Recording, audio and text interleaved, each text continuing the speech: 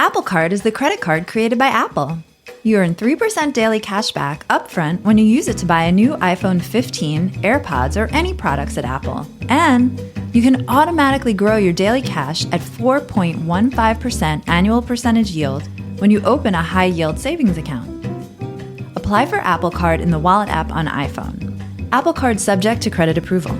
Savings is available to Apple Card owners subject to eligibility. Savings accounts by Goldman Sachs Bank, USA. Member FDIC. Terms apply.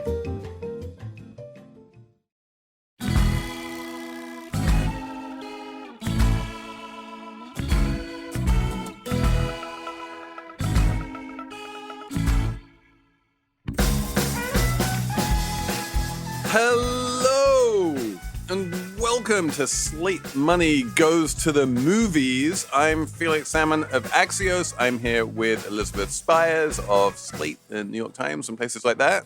Hello. I'm here with Emily Peck of Axios. Hello, hello.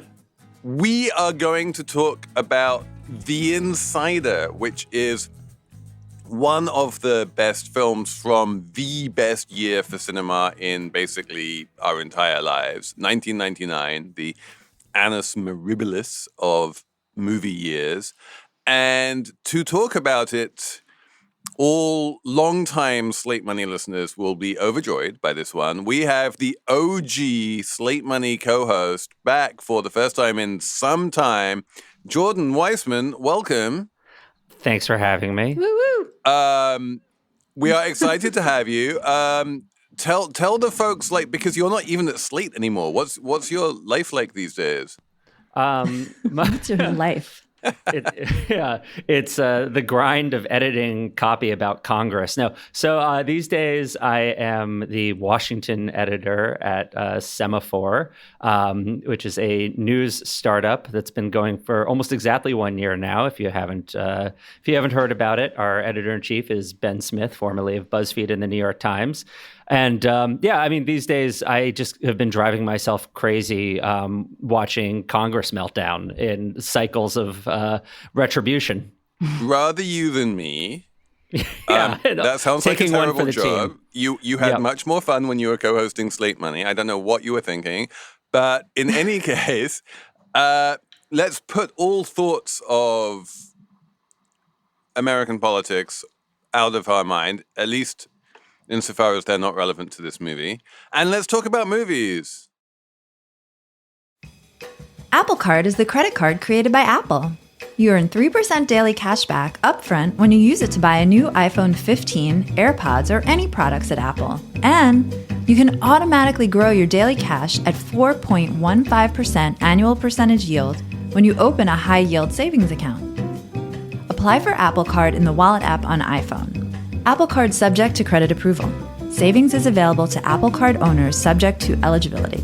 Savings accounts by Goldman Sachs Bank, USA. Member FDIC. Terms apply.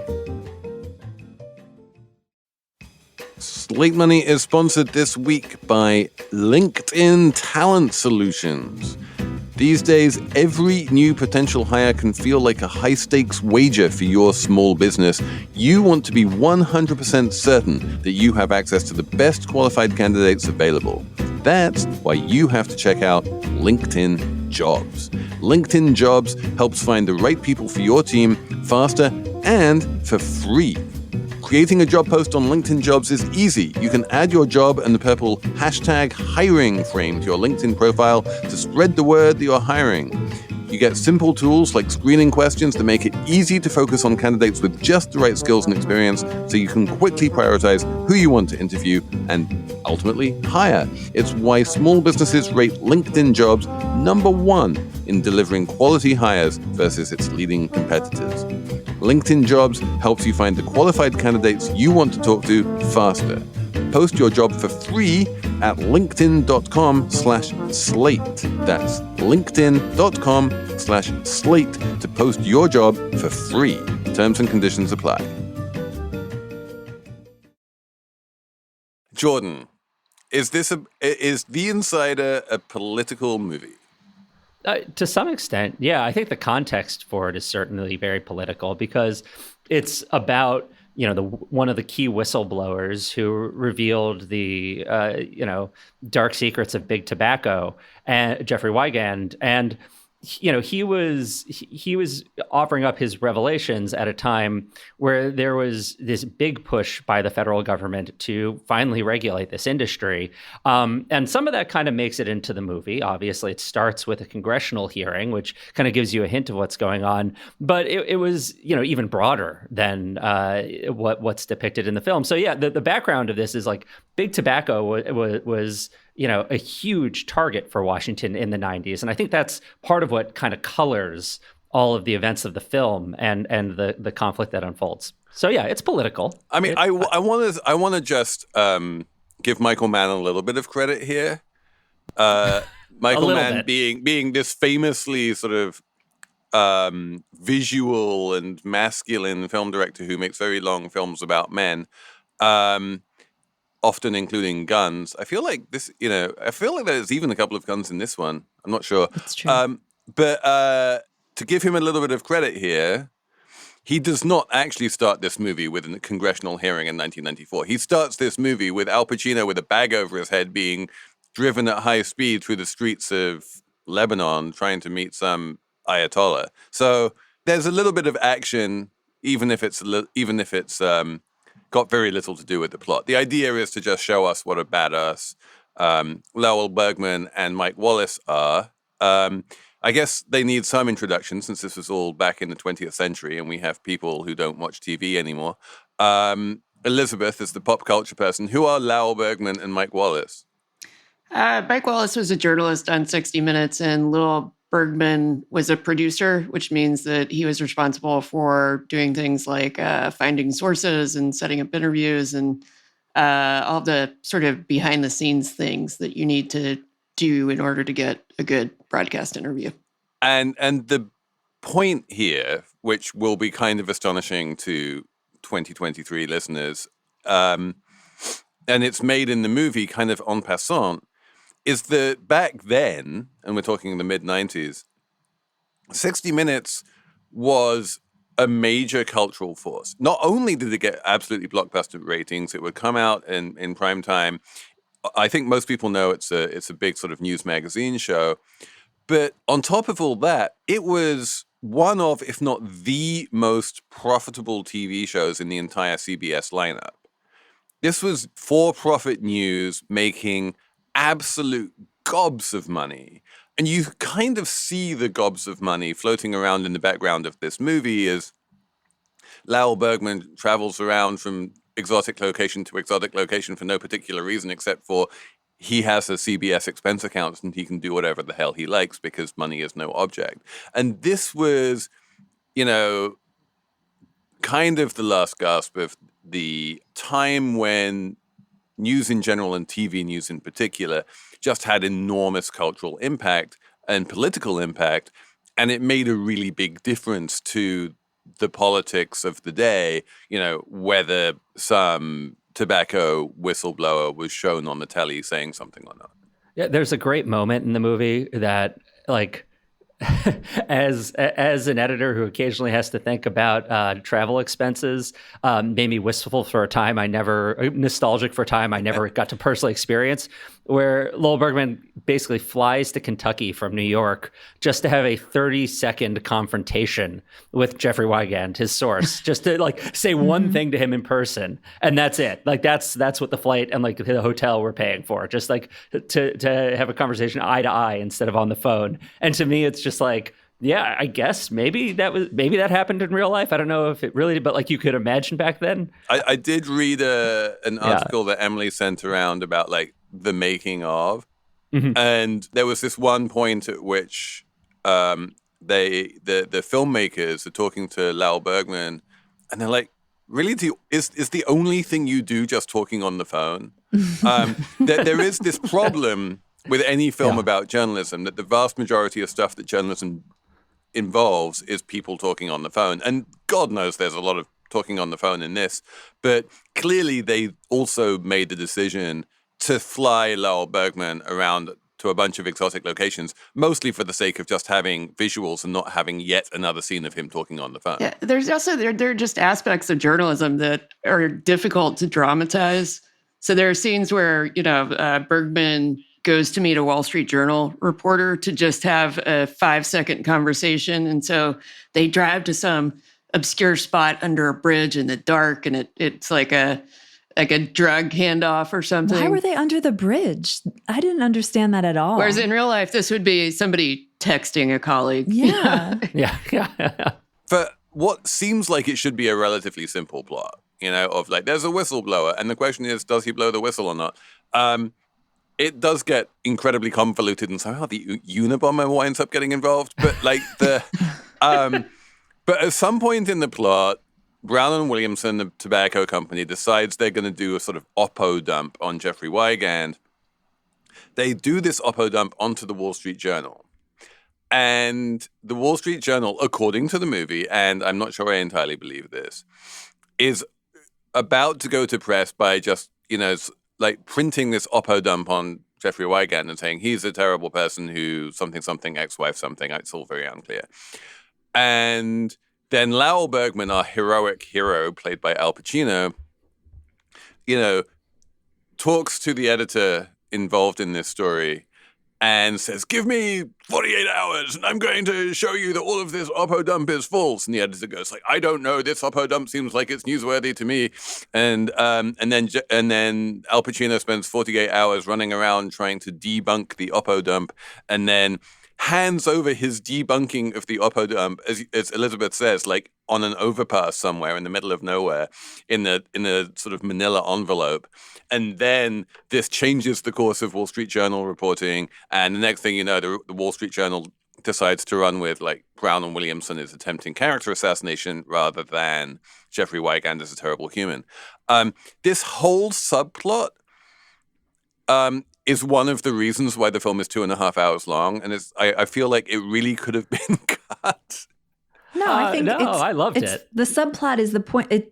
It's not just a movie about Jeffrey Wigand is a former Big Tobacco executive that blew the whistle on Big Tobacco. It's also it's about how companies compromise the people that work for them, right? I mean, so Big Tobacco compromised Jeffrey Wigand, obviously, trying to shut him up about he just wanted to make a safer cigarette. And they were like, you can't make a safer cigarette because then everyone would know cigarettes are unsafe. I don't even think he wanted to make a safer cigarette. I think he just wanted the cigarettes to not get more addictive. Sure. No, it was safer. Like that was, if you go back and read the original, also the story, like that was in fact the project he was brought on to do. And then 60 Minutes wants to run a show, revealing all of this, but its corporate interests aren't aligned there. And everyone except Lowell Bergman, played by Al Pacino, who I guess is the most righteous man in the movie or something, in the movie of men.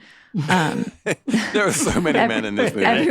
All the other men are sort of compromised by this, right? Mike Wallace, who's supposed to be, back in his day, he was like a Walter Cronkite kind of figure. Everyone thought he was very upstanding and journalist and out for the truth, I guess. He's compromised by CBS's sort of cowardice, basically. And that was like a whole other story. I thought that was really interesting. That story is the whole second half of the movie, right? Well, the first half of the movie is, will Wigand go public with what he knows about Brown and Williamson?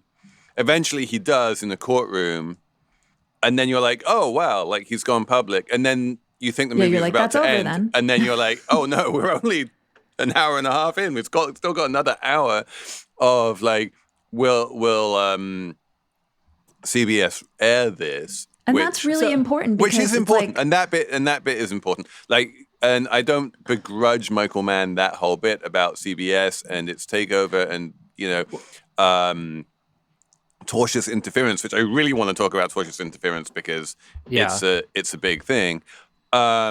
Felix, would you believe that I prepared for this podcast by reading a bunch of like law review articles about non-disclosure agreements and confidentiality?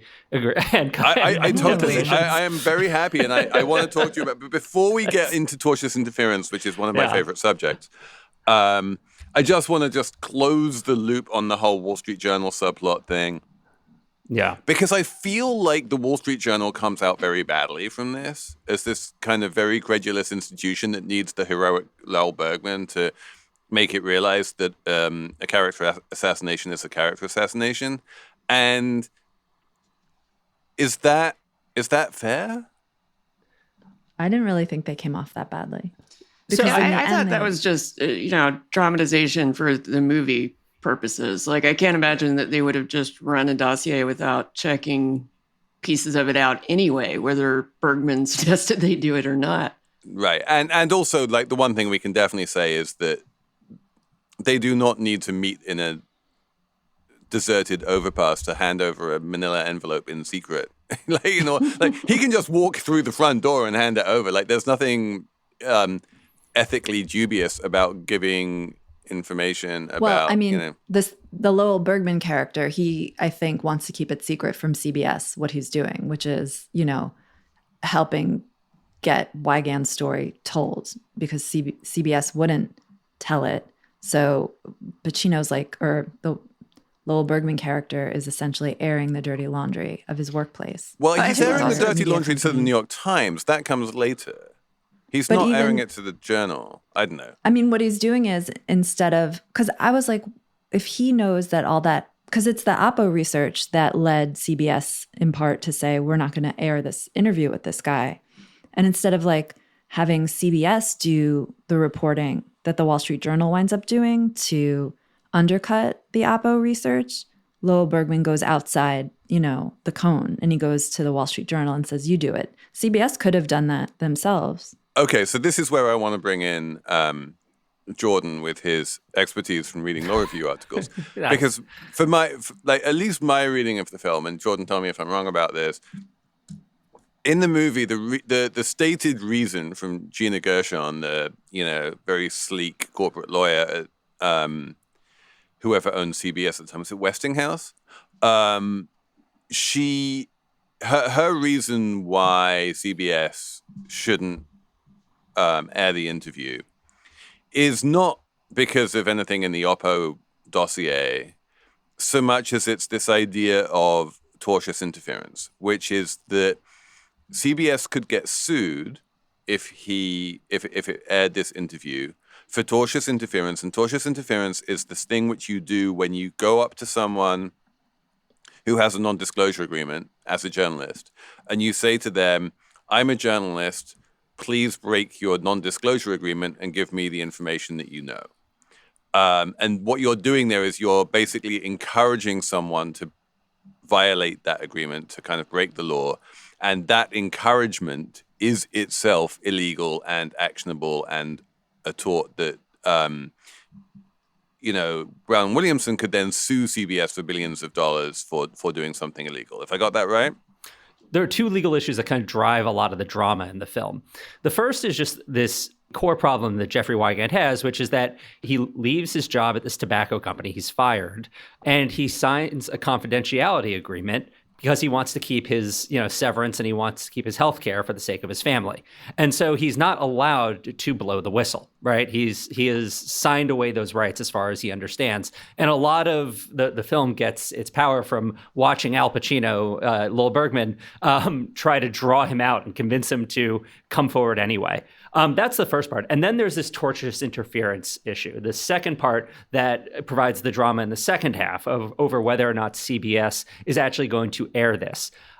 What's kind of interesting about just the first half, the question of whether or not he can testify or go to the press, despite this confidentiality agreement, is that it was kind of an unsettled legal issue at the time. It turns out there was a bunch of this going on. There were some historic cases involving, as I discovered, pouring through old law review articles, there were some historic cases involving GM trying to shut up a whistleblower who wanted to testify as an expert in product liability cases and are sort of similar circumstances. Bergman's case was also a very interesting one. The movie has this whole thing about how how a Kentucky court said he couldn't talk, but then it was a question of whether he could talk elsewhere. And what I think is kind of important to know about these is that there's a lot of what the courts have kind of found generally is actually companies can't really use these, at least to shut people up in official forums. Like you can't really use them to stop people from going to the FDA, which in real life Bergman did, or from testifying under a deposition in court. A lot of the time, if you're going to have a confidentiality agreement, it has to be kind of narrow. But you could still use the threat of it that you're going to ruin the person. Before we leave that side of things behind and move on to tortious interference, there is this subplot in the movie where they're talking about where Bergman and Wallace and what's his face, the other big producer guy at 60 Minutes, Don Hewitt. Yeah. Don Hewitt, there you go, where they are talking about how do we actually air this, given the fact that he signed a confidentiality agreement? And Bergman comes up with this idea of, well, he's still allowed to give a deposition in court. And once he has given the deposition in court, then what we can do is report on the court proceedings, which are then public, and something, therefore we can publish, therefore we can air an interview with him. And it's like they kind of make it seem as though they push him into making this deposition just for the sake of being able to air the interview. Yeah, and I mean the idea that if he gives a public deposition that then he's free to go on CBS, that's actually not wrong. Like I think that may have been true to life too. There's like this concept called like once the barn door is opened, something isn't covered by a confidentiality agreement anymore. Oh, it's like the embargoes we sign, and then suddenly like so and so has broken the embargo, so we can ignore it too. Right, and like part of what ended up happening with the Wall Street Journal article, that it again is that they published a bunch of the deposition. Like a lot of like that Wall Street Journal article ended up helping CBS run its segment too, because just the information started coming out in real life. So CBS ultimately ran the interview under the barn door theory of the law. I think partly also just like they were kind of humiliated. But so the tortious interference thing, though, is what's intriguing about that is, on the one hand, like they're depicted as like really craven. And they're sort of like covering up because the real issue is that they actually just don't want a lawsuit that's going to interfere with the sale of the company, which was, again, this is actually all fairly true to some of the things that were discussed. But the thing they don't mention is that actually this was a tactic Big Tobacco was already using on other companies. They like went after ABC with a $10 billion lawsuit for under similar circumstances. Was that the pink slime one? No. It was a tobacco lawsuit against the ABC. So this was this was the legal tactic, that the tobacco companies were replicating every time they were facing something like this. It's not like it wasn't the first time it had come up. I'm not a litigator, so I don't know how it would have turned out in court. But this is what journalists were dealing with at the time. I think it's worth pointing out that this is still a thing that companies like to wield against news organizations. But as the Pacino character points out in the movie, he says something like, well, if it's legally a problem to get people to speak against the interest of their former employers, then, that pretty much permits us or prevents us from talking to any sources because we're in the business of having people give us information that their former employers don't want them to. So this is one of the great self-righteous speeches of Lowell Bergman, of which there are many in this movie, but it's possibly in the top 5 in terms of sheer self-righteousness, and it did rub me a little bit the wrong way for a couple of different reasons. But not least the fact that like there's more to journalism than investigations, but the core nub of it, which is one of the things that investigative journalists do is get people to reveal secrets that they're not supposed to reveal for some reason or another, is undoubtedly true and has undoubtedly become criminalized. I don't know, like if it's sort of a criminal or some other kind of like just civil liability, but it's definitely sort of illegal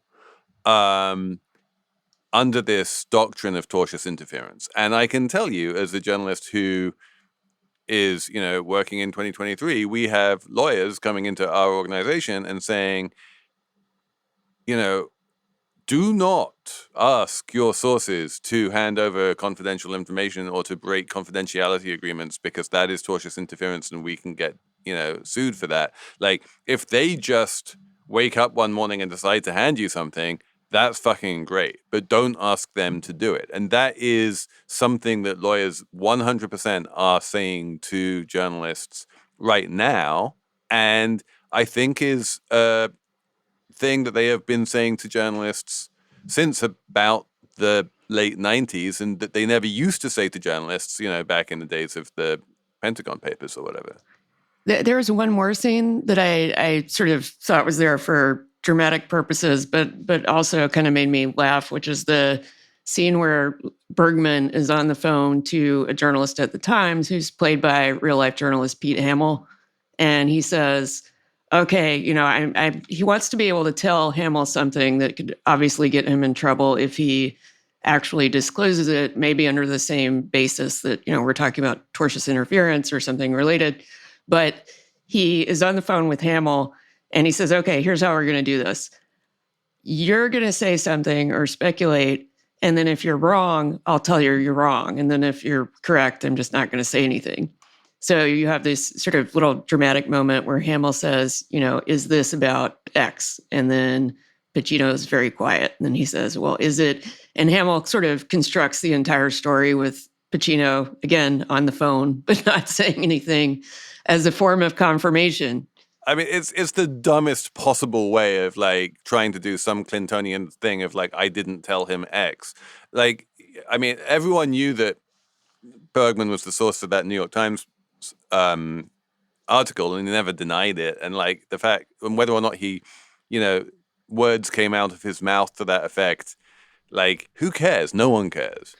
Can you imagine how long it would take to actually interview someone that way? Like just playing, like the actual process of like 20 questions. You're just like, and if you get something wrong, you then have to go back and figure it out. Like, oh God. Also, what do you tell the lawyers and the fact checkers when they say, okay, where's your transcript or your notes from this conversation? It's like, what would your notes be? Source said nothing the entire time. Quiet as a mouse. Yeah, just brutal. I can't, that's not feasible. Not at all. We need to take a quick ad break, but after this, we are going to talk about all of the many conflicts of interest in the movie and not in the movie. If I would have kept making only the minimum payments on my credit cards, my debt would have taken me 47 years to pay off. These are real National Debt Relief customers. I knew I wasn't going to be able to get out of debt by myself. Credit card, medical, or personal loan debt? National Debt Relief negotiates with your creditors to reduce what you owe. National Debt Relief got me out of debt. You could be debt-free in as little as 24 to 48 months. Visit nationaldebtrelief.com to learn more and get started. nationaldebtrelief.com.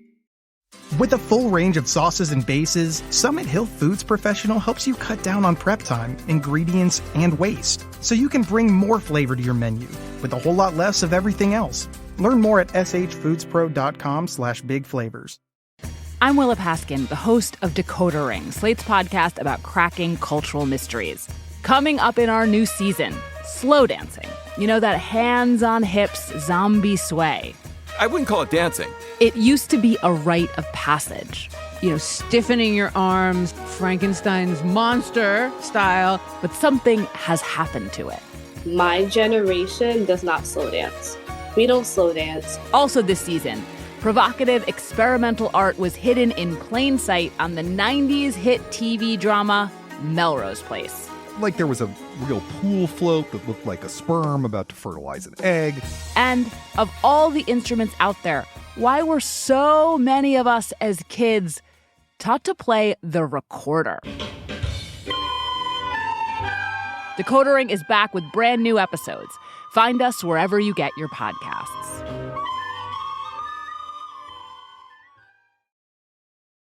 One interesting thing about this movie is that it actually underplayed some of like the potential corporate conflicts of interests. Like there were so many in real life that they actually had to like kind of narrow them down which is kind of amazing. Like, they actually had to make it less messed up for dramatic effect. And like, again, in the movie, the thing is that they reveal that CBS is that the owner of CBS is thinking about selling it, and it doesn't want this lawsuit to scuttle the deal, which again was made a big time. Like, there was a lot of speculation about that at the time. What I didn't know is that Larry Tisch, who owned CBS at the time, or was like the chair of the board, also owned a tobacco company.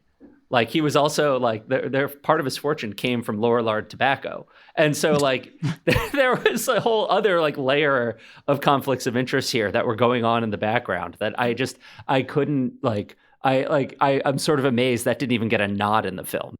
This is, again, something that continues to be a big issue to this day, which is the question of what happens when a large for-profit company with a bunch of non-journalistic financial and fiduciary interests owns a news organization. Because by the nature of news organizations, they're inevitably going to do things that the parent company gets upset about from time to time.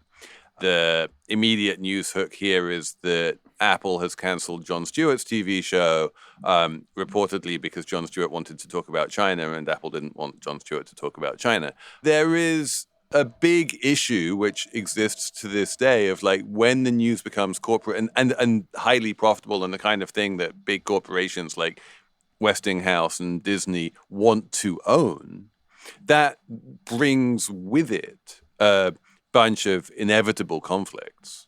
That's what makes this story so remarkable to me.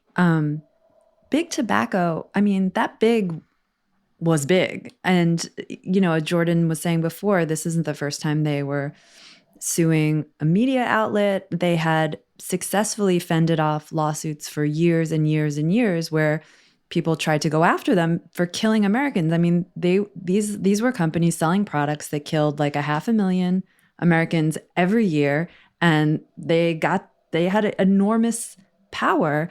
And it's inconceivable to me that in today's political and media climate, there could be the same kind of victory over these big tobacco companies that there was in the 90s. I mean, you had 48 attorneys general eventually sue the tobacco companies. And at the same time as there was, more political will, there was an actual powerful media arm. 60 Minutes, like you said before, had huge viewership, tens of millions of people, and real power inside of CBS. There's no equivalent now. There's no media outlet, I would argue, that has the same kind of power that CBS did, that 60 Minutes did at that time. I mean, Sunday Night Football would end and then the whole country would watch a news magazine show. Like, it's just inconceivable. There's no single outlet, but I do think we've seen a similar kind of consensus develop as a result of more media coverage around the opioid crisis and the Sacklers and Purdue.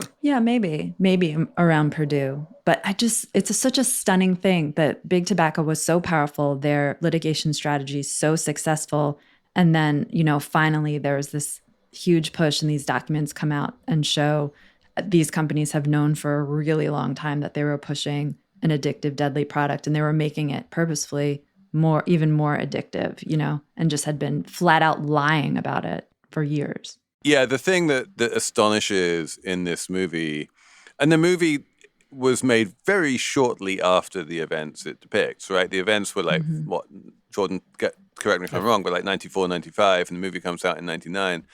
But yeah, the hearing is in 94, which is not that long ago and was really very, very recent for anyone who was watching the movie. And as late as 1994, you can get all of these tobacco CEOs lined up in front of Congress and one after the other repeating, I do not believe that nicotine is addictive. I do not believe that nicotine is addictive. Like the something that any 6-year-old knows is true. They're just flatly denying. Right. There's also that great speech by Weigand where it's not really, I guess, a speech, but he talks about having worked for Johnson & Johnson and the CEO, who was the CEO during the Tylenol poisoning episode. And he says, that guy knew immediately that they would be in trouble if even the perception that the product was bad for people would be just devastating to the company, but also that the guy had a conscience and didn't want to hurt people. So they immediately came out with this safety cap for bottles of Tylenol. And he said the difference between that and the tobacco CEOs is that the tobacco CEOs have, no concern whatsoever about the fact that their product hurts people. They're just total nihilists about it, and they just get up and lie. And they spend so much money on lawyering their way around these lies, But that's because, Tylenol, I thought about this, and it's like kind of unfair because Tylenol is selling products like health and wellness products meant to make people healthier and more well. And the tobacco industry is selling cigarettes. Like there's no real purpose for a cigarette. You know what I mean? Like they can't. Yeah, I guess that's true. They can't plausibly suggest that the product is good for people.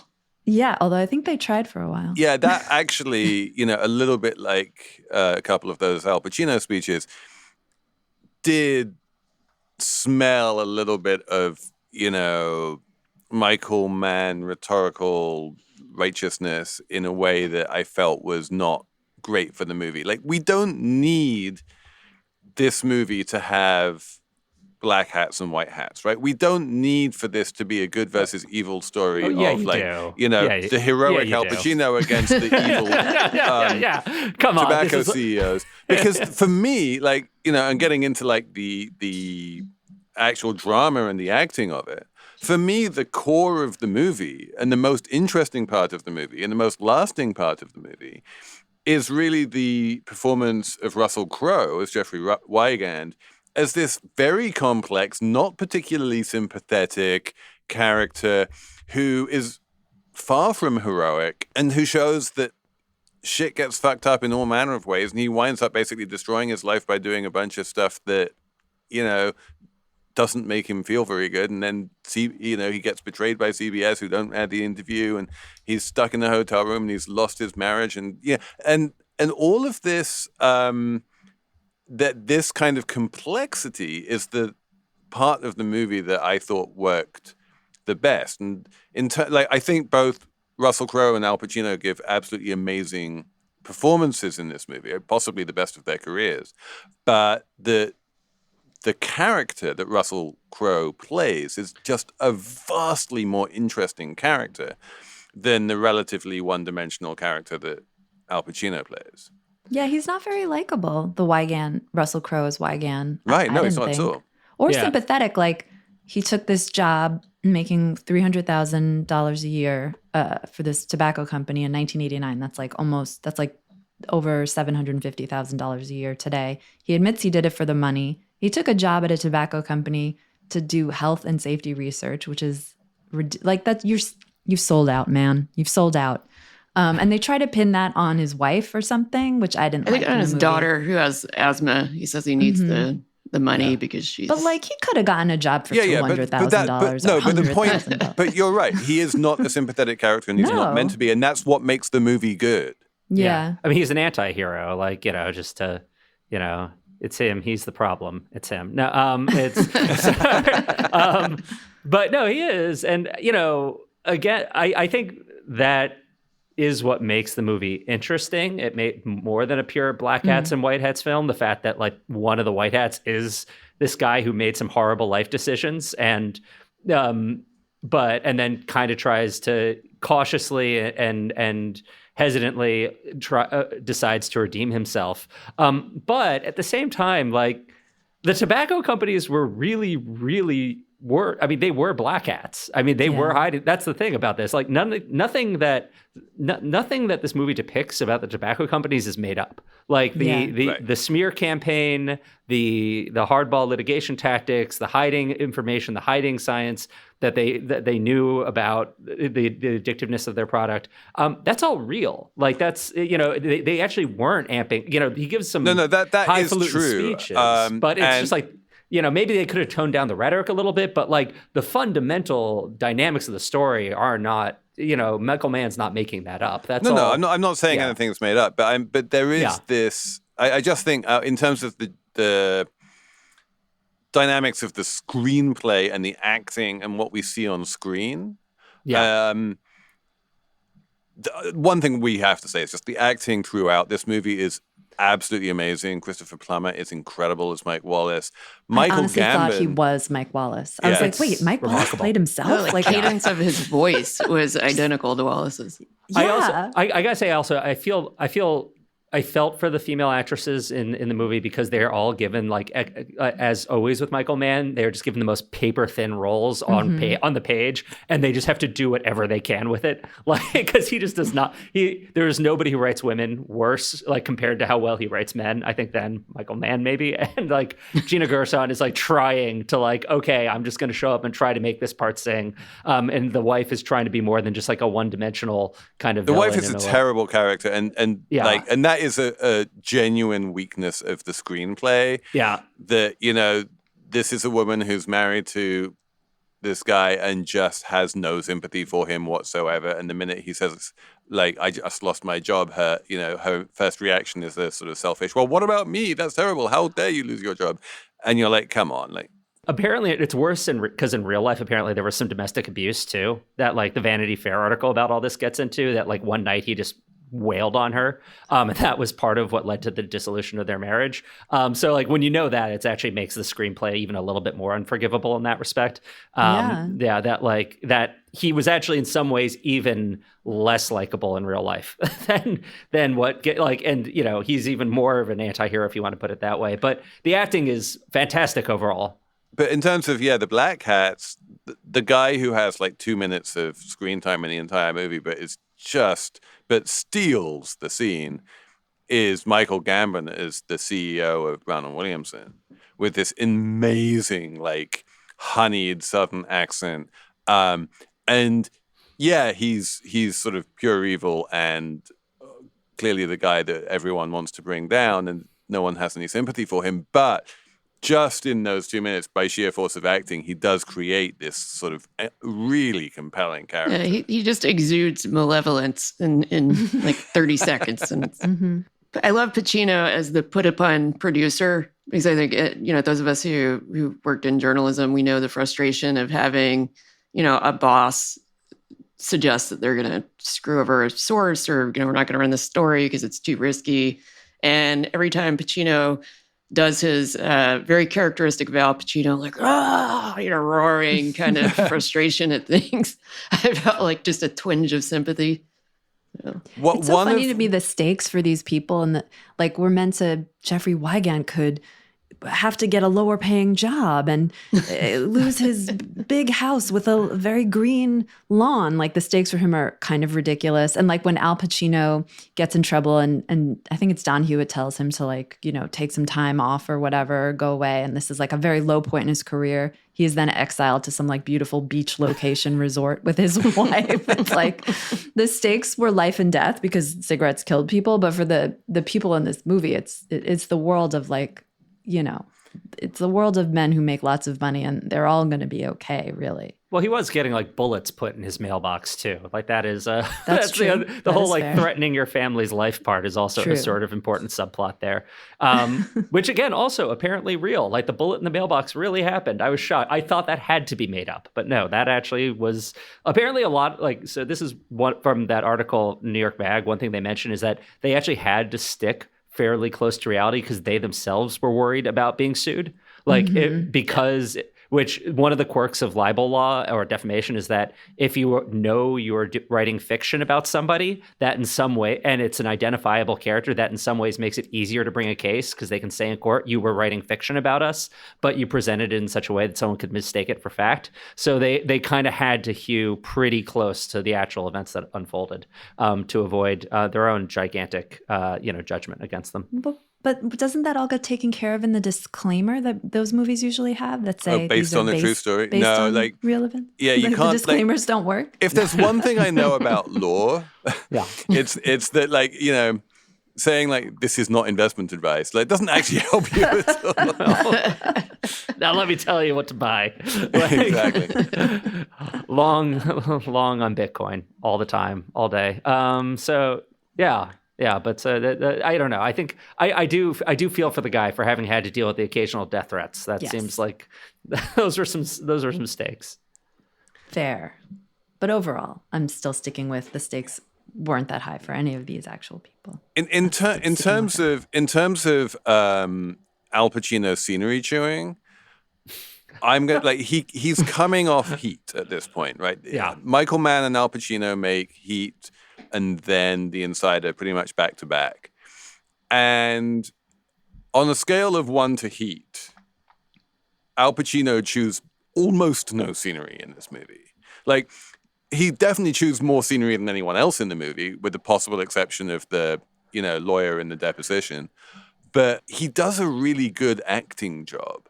And he has this reputation of being one of the finest actors of his generation. But I do think that this is arguably his best film. He does manage to keep it toned down, at least by Pacino standards, for most of the movie. Well, I have a question for you.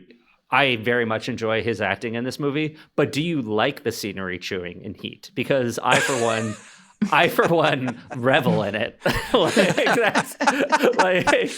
I can't tell if it's a different flavor of Pacino, but it's a different gear of Pacino. But I think there are a few moments, watching him and De Niro go toe to toe is one of history's great cinematic pleasures. I do love Heat. It's a great movie, and it wouldn't be as great of a movie if it weren't for the scenery chewing by Al Pacino, who is in both movies he's the white hat, right? He's the good guy, and the way that you make this very clean, white hat good guy interesting is by giving him the Al Pacino intensity. The other person who makes this big transformation, much bigger transformation, of course, is Russell Crowe, who comes straight off of The Insider, where he plays a 50-something pudgy white guy, to make Gladiator within a year. Yeah, good job on him.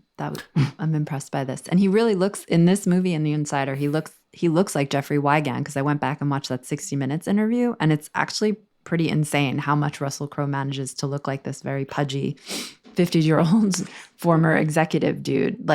It's weird. That he could go from that to Gladiator is impressive. One of the things I liked about his performance, and I don't know if it was a choice or just how it kind of worked out, is how he handled the accent. Because Wigand had this very distinct Bronx accent. It just you hear it. And in real life, he has it, but Russell Crowe kind of amps it up. And it gives you this sense of him immediately as the other in this world of Southern tobacco. When he's sitting across from, the CEO of Brown & Williamson, especially, you get the sense of oh, this guy is been transported into an office with Satan himself, right? And he's this poor lost soul who talks like he's from the boroughs, and I like that. It kind of sets him apart from everyone he's around. It makes him feel even more of an island. And I really liked the way that worked. And just again, I don't know if he was choosing to kind of make it pop a little bit more, but I thought it served the movie. Everyone is so compelling to watch in the movie, because when I went to stream this thing and I saw it's 2 hours and 40 minutes or something long, and it's going to be mostly men kind of talking to each other, I was like, oh my God, what have I done to myself? What has Jordan Weissmann done to me? Yeah. It's so compelling. Watching Al Pacino is genuinely interesting and compelling, and you can't look away. I mean, everyone is just so entertaining. It's kind of striking to me. This movie this business story never would happen in 2023, I don't think. And this movie couldn't have gotten made in 2023. It would be much more boring somehow. The movie was a high budget movie that flopped on a financial level. Everyone who watched it loved it, but for reasons you have just limbed, no one wanted to watch it, and so no one did. And also it was 1999, and there were 8 million absolutely amazing movies coming out every week, and so it just kind of got lost in the shuffle. It got nominated for 7 Oscars. I don't think it won any of them. But yeah, the movie lovers love it, and movie goers kind of didn't notice or didn't care. So, I guess that's part of what happens when you put out a great movie in 99. But now you're absolutely right. It's impossible to get that kind of budget for, a movie about men talking to each other. it just doesn't happen anymore. You need to have everything needs to be based on some IP in order to get that budget these days. It has to be like Captain America taking down big tobacco. Well, actually, you know what it would be these days? That story these days would become a TV series. It would become like an 8-part TV series, and it would be even longer. And you'd be like, couldn't this just be a movie? Yeah, yes. I mean that's what they did, and that's what they did essentially with. I think there have to have been multiple series about the Purdue Pharma scandal now. Like there have been documentaries and there have been dramas, but the entire opioids crisis has mostly been handled through prestige TV dramas, which is why I've never seen any of them because the time commitment is even longer than The Insider. Extremely long, and I have a toddler that is constantly screaming for me, so that is just not on the to-do list. Elizabeth, give us a letter grade. How do you rank this movie? I love The Insider. I give it an A. I like Michael Mann movies generally, so. Emily? I'm going to give it an A-. The minus is for the woman stuff that kind of offends me a little bit. So it took away a smidge of my enjoyment. But I mean, I really, really like this movie. I thought I was going to have to watch it in chunks. I thought I was going to have to chunkify it because it was so long. I was tired when I put it on. I was like, there's no way I'm going to stay awake for this thing. And I could not look away. It was so compelling. And it just got me thinking so much about big tobacco and the battle against big tobacco, and could anything rival that? And I think the opioid example is really good. And like, why hasn't this happened to other industries? And just like, what happened to the media? Anyway, I really liked it. A-. I'm going to give it a B+.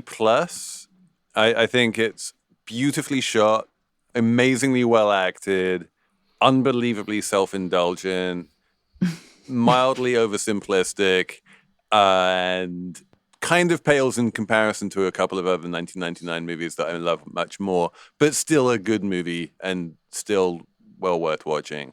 But Jordan, you're the one who brought us this thing. What's your verdict? Yeah, I also give it an A while acknowledging the flaws. If you think of Michael Mann movies sort of as a genre unto themselves that are going to bring a certain set of quirks, including sadly thinly drawn female characters and a sometimes distracting smooth jazz soundtrack. Yes, thank you for mentioning that. like these are all part of the Michael Mann experience, though. And so just like, you go to the opera, you're going to get some arias, like that's kind of why you're going. So I was pleasantly surprised by like Massive Attack over the closing credits. Though I was like, "Ooh, there you go." Yeah, that was very 90s. I got to give it an A, and even more so because I think it is actually this sort of you kind of pair it with Heat as like sort of the two very similar movies on very different themes.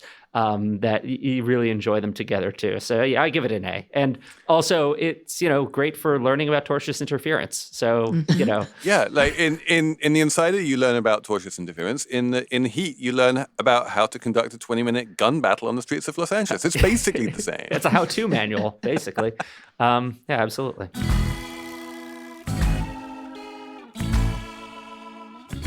Jordan, thank you so much for coming back. It's always great to have you on the show. Thank you for having me. And I guess everyone should subscribe to the Semaphore Washington newsletter. Thanks, Felix. It's called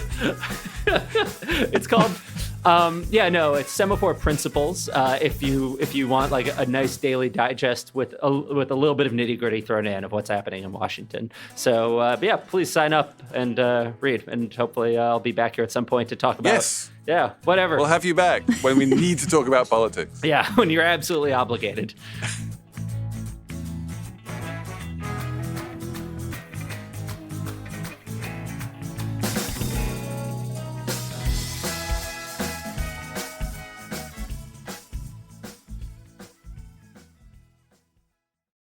Hey everybody, it's Tim Heidecker. You know me, Tim and Eric, Bridesmaids, and Fantastic Four. I'd like to personally invite you to listen to Office Hours Live with me and my co-hosts, DJ Doug Pound. Hello. And Vic Berger. Howdy. Every week we bring you laughs, fun, games, and lots of other surprises. It's live. We take your Zoom calls. Music. We love having fun. Excuse me? Songs. Vic said something. Music. Songs. Music. I like having fun. I like to laugh. I like to meet people who can make me laugh. Please subscribe now.